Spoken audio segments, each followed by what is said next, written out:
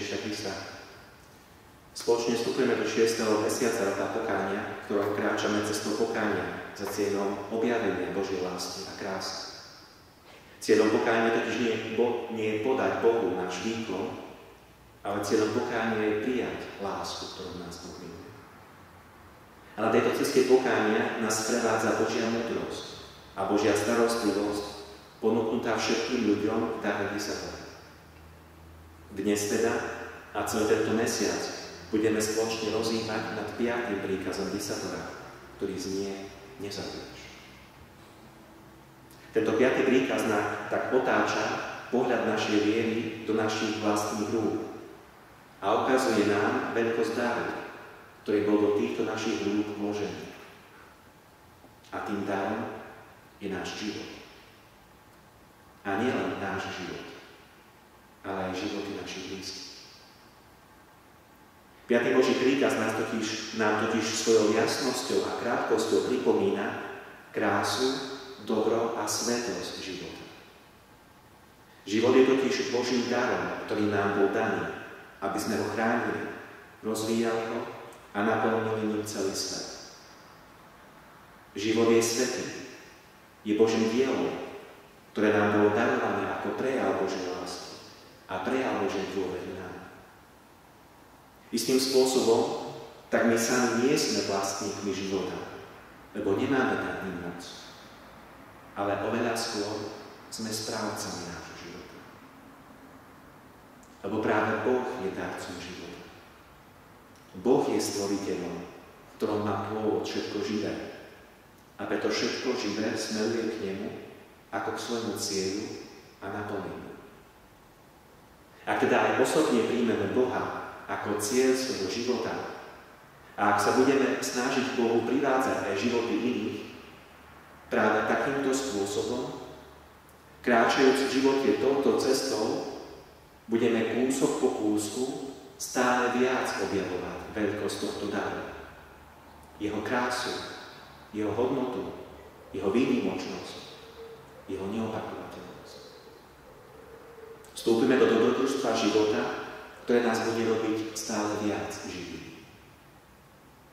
Boh nás totiž pozýva a vedie nás, aby sme boli živými a stávali sa živými stále viac. Teda, aby sme chránili a rozvíjali telesný i duchovný rozmer nášho života.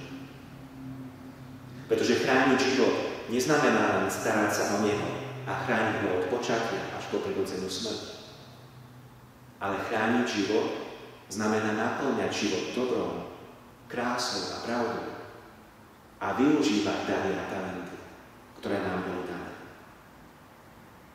Nepremárnime život len tým, že ho predčasne ukončíme, ale aj tým, že ho vyplýtváme na hlúposti, ktoré nás neurobia ani radostnými a ani viac naplnenými zmyslom. Život neničí len choroba či smrť, ale aj neochota či lenivosť budovať a prijať pozvanie k zodpovednosti, ktoré nám prináša každý nový deň. Chrániť život tak znamená tešiť sa zo života. Chrániť život znamená žiť život naplno a prijímať každú situáciu ako pozvanie k rastu, k rozvoju či k naplneniu.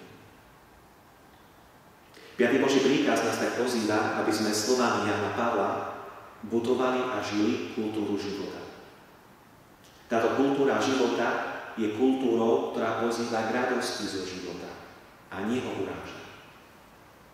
Kultúra života nás pozýva k záujmu nielen nad bioetickými otázkami, ale aj nad kultúrnymi, spoločenskými a masmediálnymi otázkami.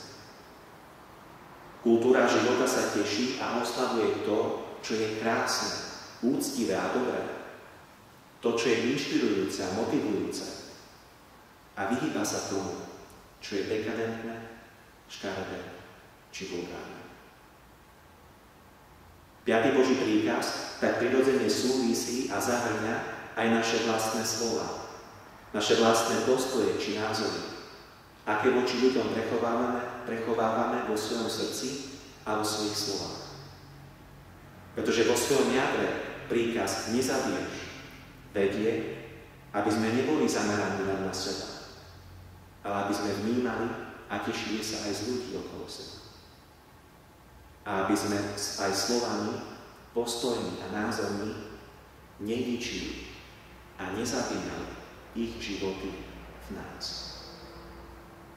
Preto nás Boží príkaz nezabiješ nabáda k tomu, aby sme boli nadchnutí dobrom a aby sme sa o toto dobro pričinili priamými a konkrétnymi skutkami v spoločnosti a v našom okolí. A tieto skutky a rozhodnutia začínajú premožením toho zabíjajúceho v našom srdci, v našich pohľadoch i v našich slovách. V 5. Božom príkaze ide teda o to, aby sme boli odvážni pre život a zároveň starostliví o život. Milosrdní a zároveň spravodliví. Jemní, ale zároveň rázni. Aby sme sa vedeli tešiť, ale aj smútiť, kedy treba. Aby sme milovali Boha a zároveň tento svet. Jedným slovom, aby sme sa stali živí a životom objavovali večne žijúceho. A tak sa stávali každý deň viac živí. Na básnika Raniera Máriu Rilkeho sa viaže táto udalosť z čias parížského pobytu. Básnik sa každý deň prechádzal s mladou Francúzskou a vždy prechádzali okolo starého hráča. Starena sedela vždy na tom istom mieste a vždy molčiaca a nehybná ako kameň.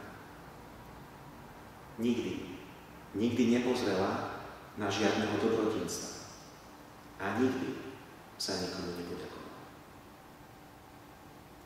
Spoločnička básnika je za každým dala nejakú mincu, ale básnik jej nedával nikdy nič. Na otázku prečo odpovedal: treba jej dať niečo pre srdce a nielen pre ruku. O niekoľko dní opäť na jednej z takýchto prechádzok daroval žobráčke rúžu. A vtedy sa stalo niečo nepravdepodobné. Starena zdvihla svoje unavné oči. Na tvári sa jej zjavil nesmelý úsmev. Zdvihla sa, poboskala vzťahou ruku dobrodincovi a potom rýchlo vyšla. Objavila sa až po týždni. Znova nemá a nehybná ako predtým. Udivená Francúzska sa spýtala Rilkeho, z čoho žila táto žena celý tento týždeň. A básnik odpovedal: z rúžu, z daru srdca. Pätý Boží príkaz na tej bratia a sestry pripomína a pozýva nás objaviť to, že život nie sú len ruky, ale aj srdce. A nie len tie naše. A preto nás pozýva, aby sme chránili aj ruky, aj srdce. A aby sme ich naplno využívali ako dar pre Boha, pre seba, pre iných i pre celý svet. A aby sme sa práve takto stávali každý deň viac živými, viac nadšení dobrodružstvom života.